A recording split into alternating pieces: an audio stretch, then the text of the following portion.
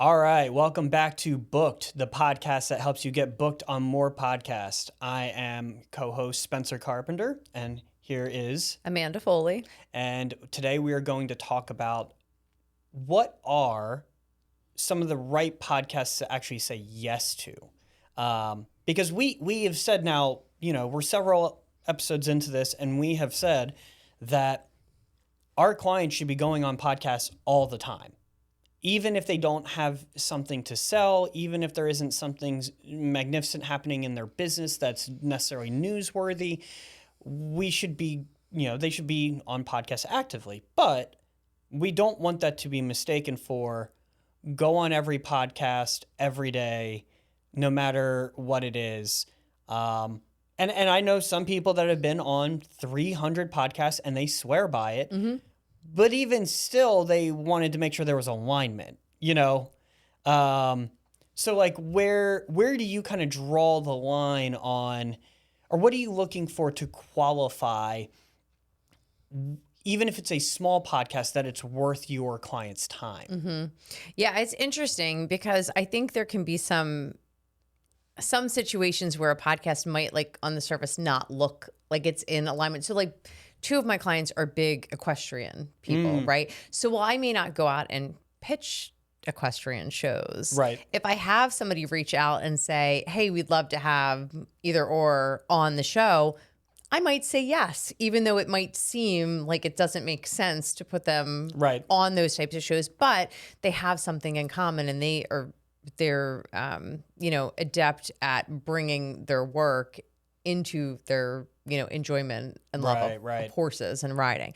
So I think, like, you can have situations like that, but then you also can see times where, I see this almost like the other way a lot too, but it's similar, as if when you get pitched a guest that really doesn't align. But I'm not going to take my personal development or spiritual clients and pitch them to tech shows. Right. So like, even though there might be people, and this is kind of the again, like the nuance and the challenge with podcasts, there could be people that listen to those tech shows that are totally into the stuff that they talk about, but the odds are it's going to be a much smaller percentage of that audience, right? So it's looking for what's worth their the investment of their time. Right. So I just always try to look at, does the audience of this podcast, and we have invested in systems that can give us some of that background information, do the demographics of this podcast align with the people that they would want in their programs and their communities?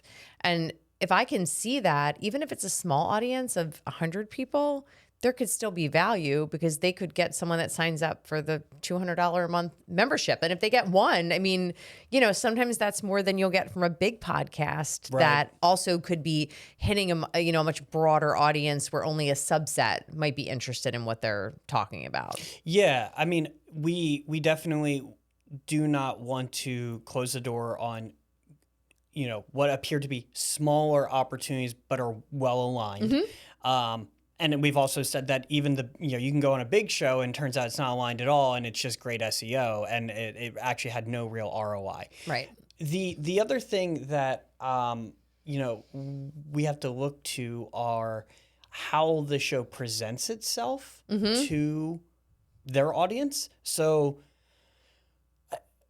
there are lots of shows out there that like started 5 years ago with the worst show art. And they just kept going, and that's something they never upgraded, but they don't recognize that, like, my client doesn't want to advertise they were on this show because the art doesn't look good. Right. It can be the same thing about, if the their host, audio quality, I would put in there too. I was just going to say audio quality can play a big part in that. I got onto a podcast one time with somebody that was clearly underneath a sheet in his living room.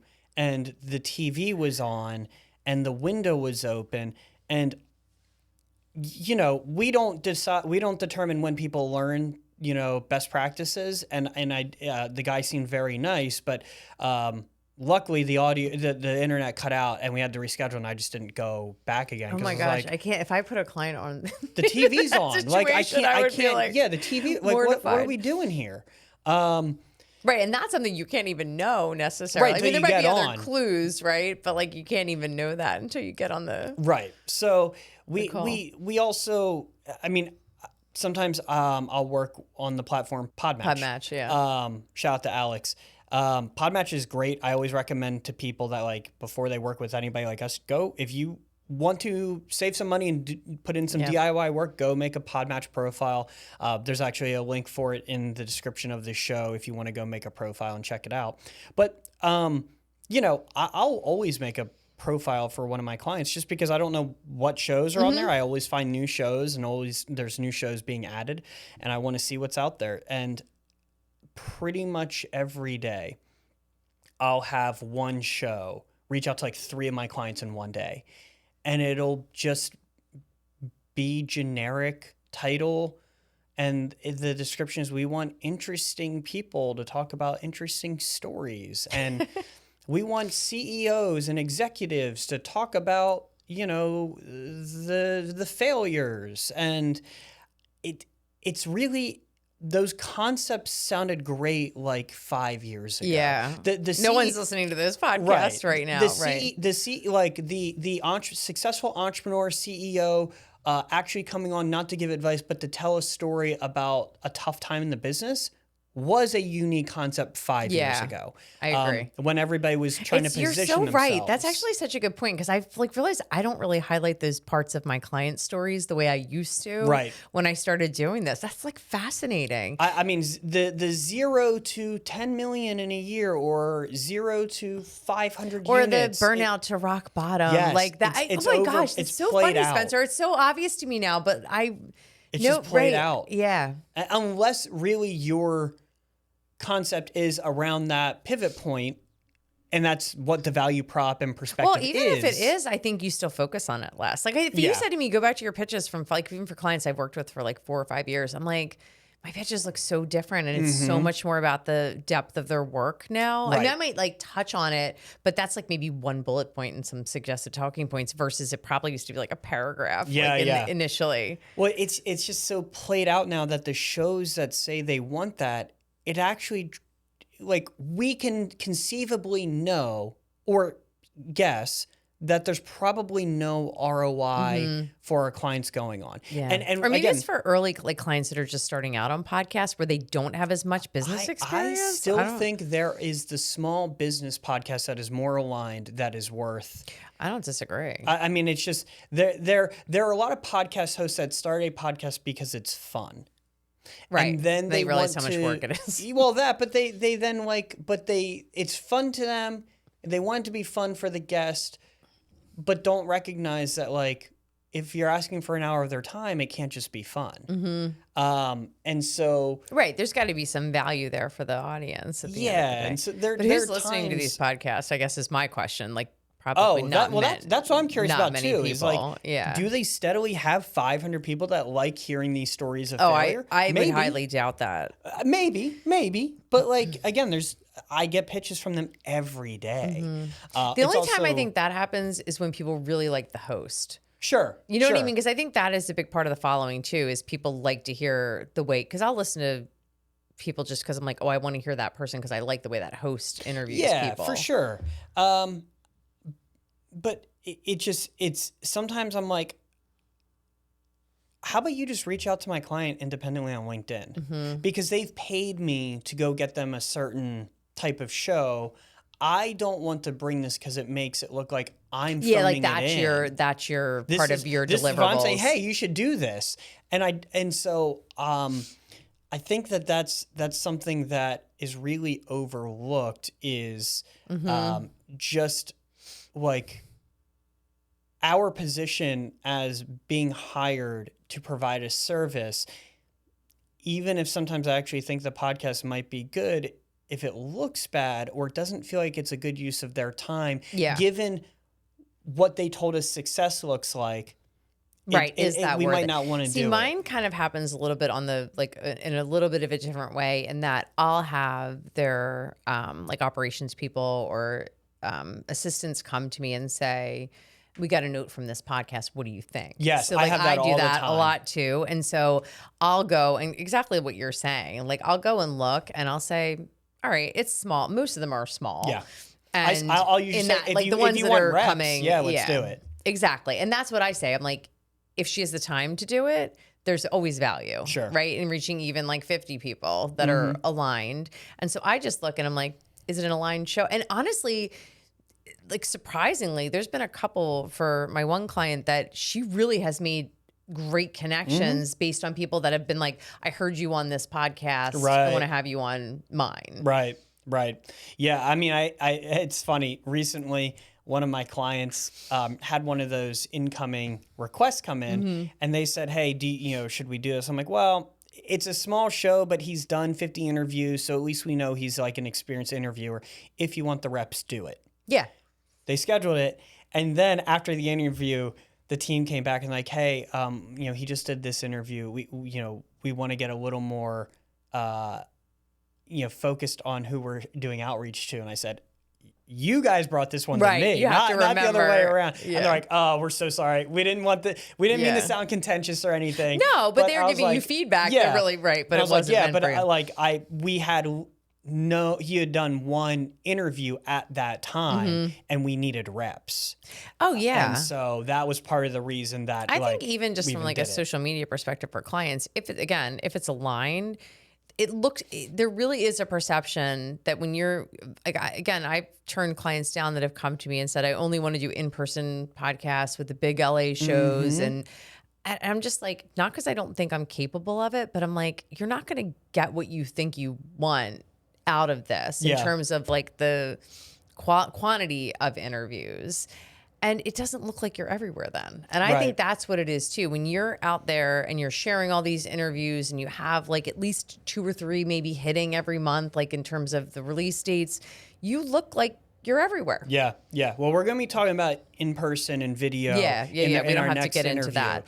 Or our next episode.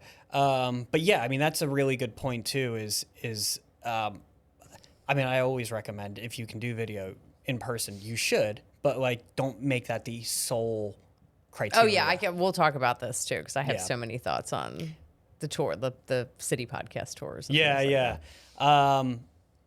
So anything else that comes to mind that like you're putting into consideration when deciding, what's an example of a time you've said no?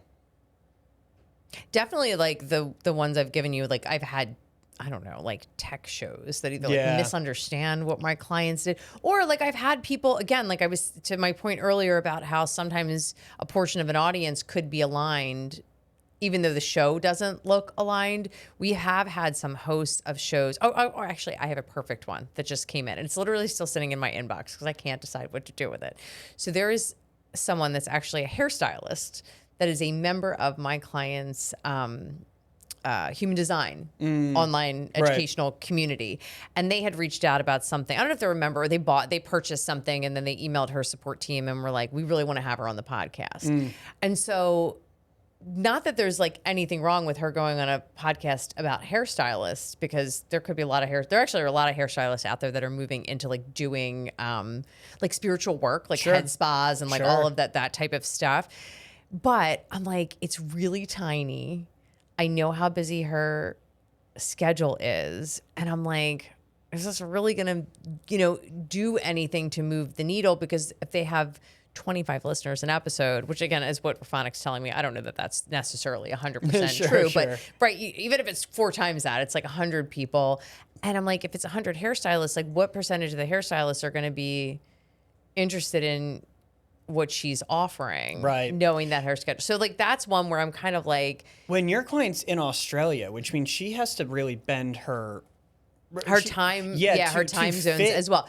Another excellent point. And that's another reason why I don't even deal with scheduling with her too, because it's complicated, especially you get some hosts in the UK or even the West Coast at certain times of the year are really hard. Because like for us, she's even, I think still now 14, might be 13 because we switched over the clocks, but it's a big difference. So, and she literally works 3 days every other week because that's how she at least for those types of like that type of work, anything to do with like calls or whatever. And so, you have a very, very limited amount of time. And so it is challenging because even though I could look at that one and say, maybe there's a little bit of value.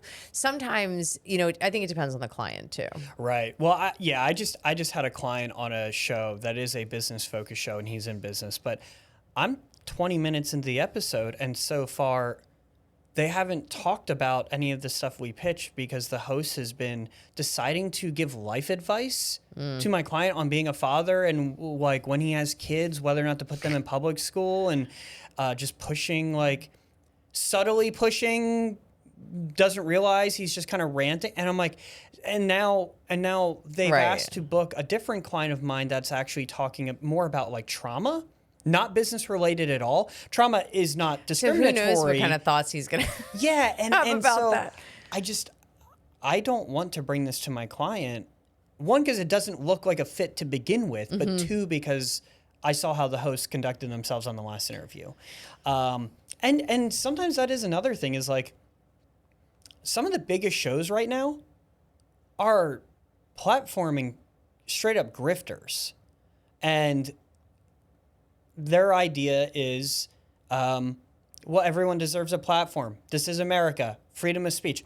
So be it. That doesn't mean that it has to be your platform. Right. and so they're growing based on having controversial people on so that they can have clips and then pretend they have a neutral stance in the caption of the clip, but it's like you put them out there. But they'll have a whole variety of people. And so I have clients come to me like, hey, can you get me on this show? And I'm like, if you want, I can't wait to ask you which show this is when we start. But you already know. I think I know. That's why.